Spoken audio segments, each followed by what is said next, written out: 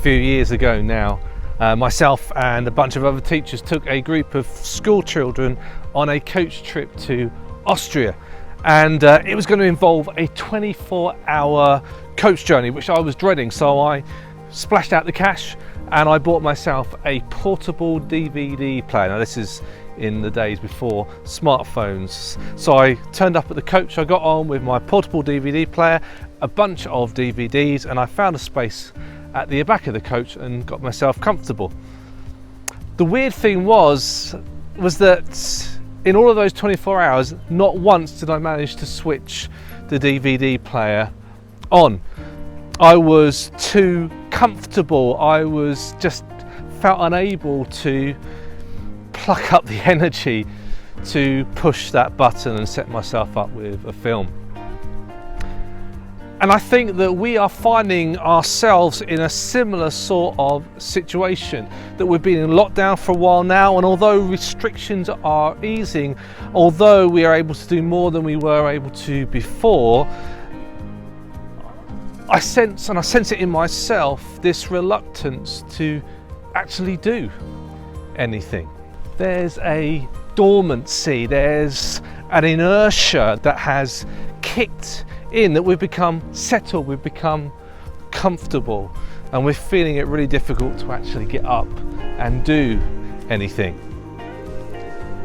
Now in Matthew's Gospel, in chapter 25, we're told on an occasion when Jesus told one of his most famous parables. Now parables are stories about earthly things but have a heavenly, a godly meaning. And he tells a story of a master that goes away on a journey, and he summons 3 of his servants to him, and he gives each servant a different sum of money. To one he gives 5 bags of gold, to another he gives 2 bags of gold, and to the final one he gives 1 bag of gold. The master sets off on his journey, and the guys with the 5 bags of gold and the 2 bags of gold straight away go off and invest the money, and they double what they've got.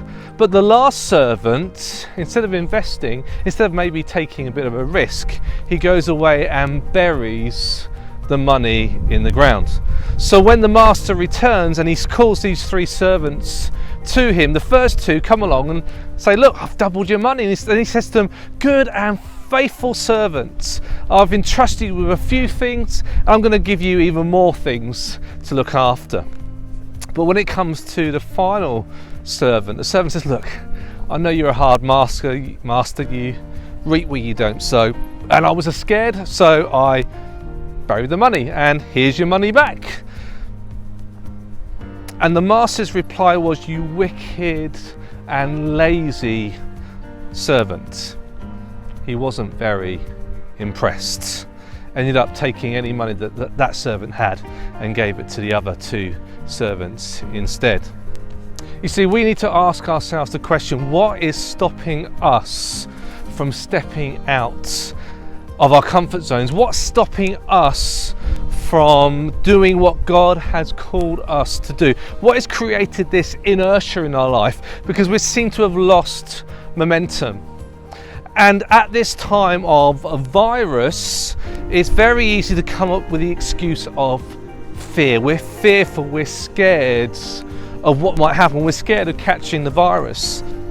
Or actually maybe our fear is fear of the unknown. Perhaps you've always been used to being on church rotas and doing things within a church context, and suddenly find yourself out of that context and unsure of how you are supposed to serve God in these circumstances.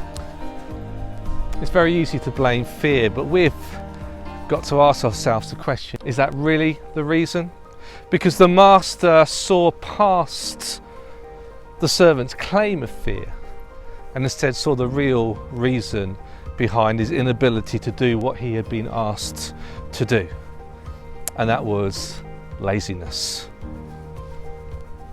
You see, you have a purpose, you have a task, you are God's workmanship, and you have been created for a reason to do good works. And this isn't about salvation. This isn't about earning your way into heaven, because we know that's just not possible, and it's been done by Jesus already. No, this is about you being who you have been designed to be, who you have been called to be. And there are many things that stop us. But when I come to the end of my life, I want to be able to stand before God and hear him say the words, good and faithful servant. Because I've stepped out, I've taken risks, and I have used the gifts and the opportunities given to me by God.